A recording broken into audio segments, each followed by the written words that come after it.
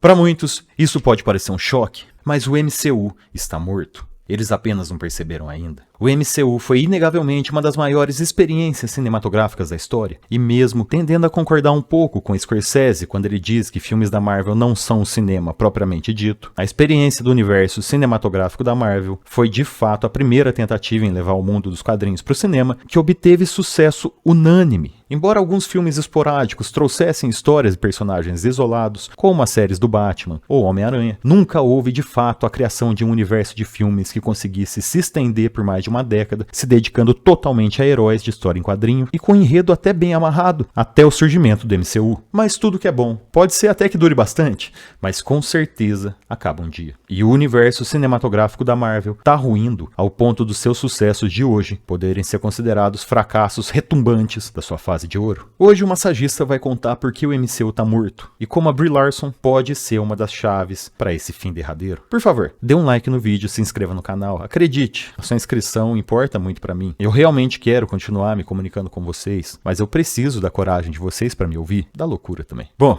vamos lá. Sobre a fase 4 do MCU, já fiz até um vídeo explicando do porquê do seu fracasso, que tá aqui no cardzinho. Mas aqui eu quero chamar atenção para algo muito importante, que passa despercebido pela audiência. Quando a gente fala de grandes plataformas de streaming, nós devemos lembrar que qualquer estreia é um evento para o público e qualquer novo episódio é um salto de audiência. Grandes plataformas de streaming sempre deveriam ter um grande número de visualizações, principalmente nas suas estreias, mesmo que o conteúdo seja ruim. O que vai nos dizer mais sobre o sucesso da série é a sua relevância e a sua retenção de público. Embora Loki até tenha tido alguma atenção e muita ênfase nesse alguma, todas as outras séries do MCU tiveram pouca relevância e pouca retenção de público nesse último ano. Miss Marvel é o show da Disney com a maior queda contínua de espectadores da história do estúdio. Teve apenas 775 mil pessoas que assistiram nos primeiros 5 dias da sua estreia e uma queda contínua nesse número nas semanas que se seguiram. She-Hulk dispensa comentários.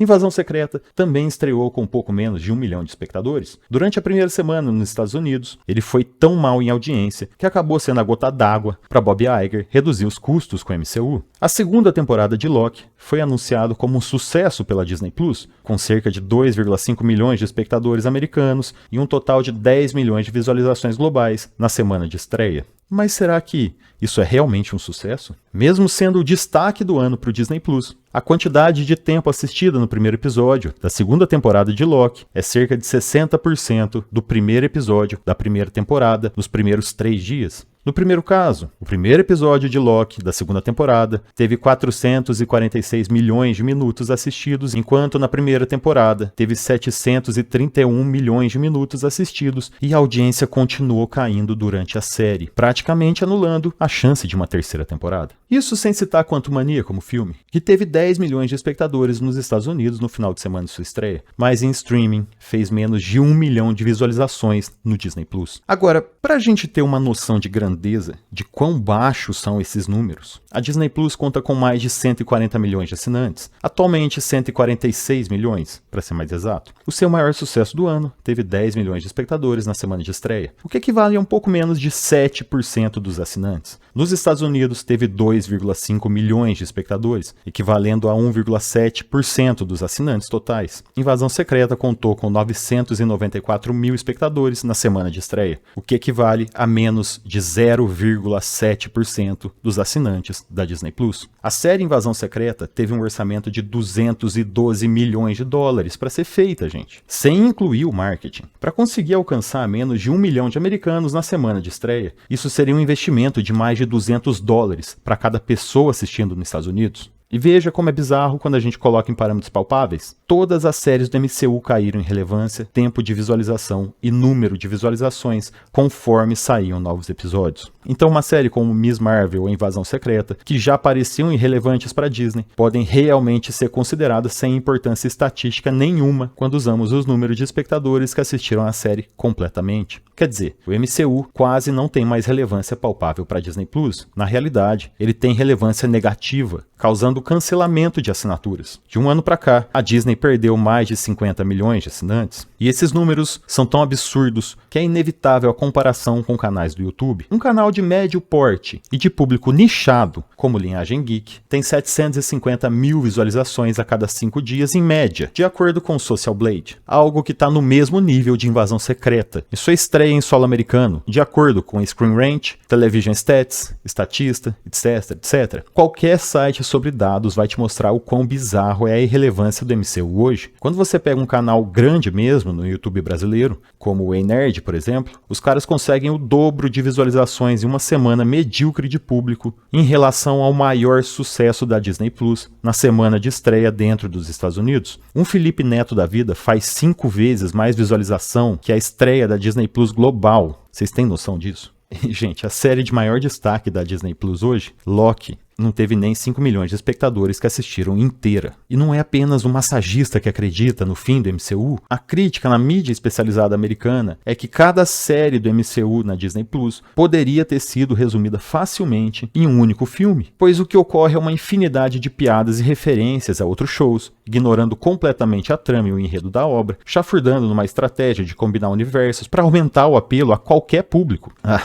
Mas não acho que eu esqueci dos filmes. Vamos pegar os últimos 6 longas do universo Marvel. Eu poderia ser sincero e honesto com vocês, dizendo que desses daí, só o volume 3 dos Guardiões é que ficou um filme bacana, que o Doutor Estranho quase consegue ser legal, mas os outros são extremos fracassos. Entretanto, eu sei que não dá para acreditar no bom senso e na boa vontade das pessoas. Então aí vão os dados para corroborar o que eu disse. Doutor Estranho, Thor, Amor e Trovão, Wakanda Forever, Homem-Formiga e a Maribunda, Guardiões da Galáxia volume 3 e The Marvels. Vejam os orçamentos desses filmes e as suas bilheterias. Alguém poderia argumentar que houve lucro e um bom lucro, mas meus seres humanos, vocês podem dobrar esse orçamento, porque não ficou menos de 200 milhões de propaganda e publicidade para cada um desses lançamentos? Não é algo tão lucrativo, não é mesmo? E o pior de todos, com certeza, foi The Marvels, que no dia da sua estreia já foi massacrado pela crítica, menos de 60% de aprovação no Rotten Tomatoes. Mas vejam só, Guardiões da Galáxia só é um bom filme porque ele tenta contar uma história em vez de tentar ser um episódio estendido do multiverso da Marvel. Ele tem começo, meio e fim, leva em consideração os acontecimentos da Guerra Infinita e consegue desenvolver ainda mais as suas personagens. E finalmente, The Marvels guarda um detalhe gritante que certamente todos perceberam: o fator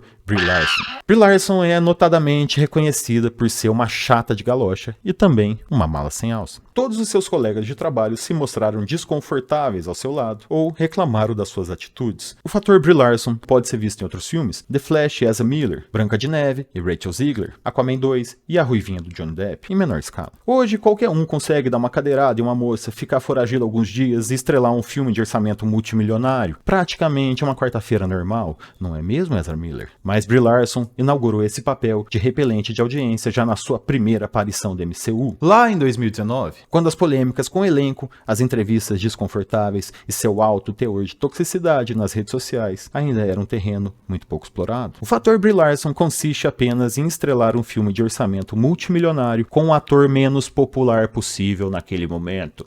Mas o que é arrojado de fato é a manobra Brie Larson. Basear o filme inteiro totalmente nessa figura impopular, estender seu tempo de tela ao máximo, tentar usar suas frustrações pessoais como a trama central da história e depois declarar não saber o motivo do filme ter fracassado. Brie Larson estrelou Capitã Marvel, um dos piores filmes da MCU, uma história em que ela já era mais poderosa que o vilão, já tinha vencido seu antagonista no começo do filme e depois ficou reclamando que homem é machista durante 1h30, e não é exagero. O filme é sobre o humanoide mais poderoso da galáxia, se queixando do machismo estrutural. Isso é tão bizarro que eu acho que o próprio filme acaba sendo machista, porque mostra como a mulher mais forte do universo passa a existência se lamentando e reclamando de homem. Mas vejam como a Brie Larson é extraordinária em seu ofício. Ela conseguiu uma continuação para um filme que nem deveria ter sido feito, mas a continuação de Capitã Marvel, The Marvels, não ficou satisfeita apenas com isso. Eles resolveram combinar uma das séries mais irrelevantes da história humana com uma das atrizes mais impopulares do planeta Terra. A Marvel se tornou uma máquina de relevância no cinema atual, na melhor das hipóteses, por motivos óbvios. Suas obras estão genéricas, confusas, com muitos crossovers e spin-offs, orçamentos astronômicos e um elenco questionável, mas simplesmente entregam pouco impacto narrativo, pouca retenção de público e pouca relevância. Ou a Marvel produz histórias sobre personagens secundários e com pouco apelo publicitário, ou produz grandes filmes com protagonistas que ninguém quer ver. Por um lado, pouquíssima gente se interessa pelo Homem-Formiga, ainda mais com um ator meio apagado na saga do MCU, mas um Chris Hemsworth tem que ser secundário no seu próprio filme do Thor. Doutor Estranho também é um personagem popular, e que também foi secundário em seu próprio filme. Enquanto Wakanda Forever, nós vemos a ascensão da Ironheart, personagem pouquíssimo popular no mainstream. Invasão Secreta usa um puta de um ator pra fazer uma bosta de um papel. Por outro lado, em The Marvels, uma bosta de uma atriz pra fazer um puta de um papel. Ainda é algo a ser compreendido, porque a Marvel foca mais na manobra Brie Larson do que em contar histórias. Eles ainda conseguiram no Guardiões da Galáxia praticamente uma epígrafe para o que foi um dia o MCU. Mas lembre-se que a gente está falando da mesma empresa que retratou Jordan Peterson como Caveira Vermelha e o próprio Brasil como um estado totalitário depois das eleições de 2018. É justamente aquilo que eu já disse. É tudo uma grande discussão de Twitter. Uma empresa americana bilionária demonizando indivíduos, atacando as tentativas de democracia em países subdesenvolvidos e se sentindo a grande defensora dos direitos humanos universais em vez de produzir entretenimento. É justamente apenas uma grande discussão supérflua em que algum desgraçado de algum gringo acha que o mundo é uma floresta em chamas, que a gente é um bando de babuíno faminto e que ele é o próprio Capitão Planeta, porque não tá usando um canudo de plástico para tomar o seu líquido preto, docinho e cheio de gás, que é uma delícia. E também é importante disseminador do diabetes mellitus tipo 2. É isso que eu tenho pra hoje, e não digam Brie Larson 3 vezes na frente do espelho, porque a Capitã Marvel pode aparecer de noite pra puxar o pelinho do seu nariz. E a única cura pra essa maldição é se inscrever no canal, compartilhar esse vídeo pros seus amigos, pro seu pai, pra sua mãe e pra você também, Xuxa. Até a próxima, Marvetes!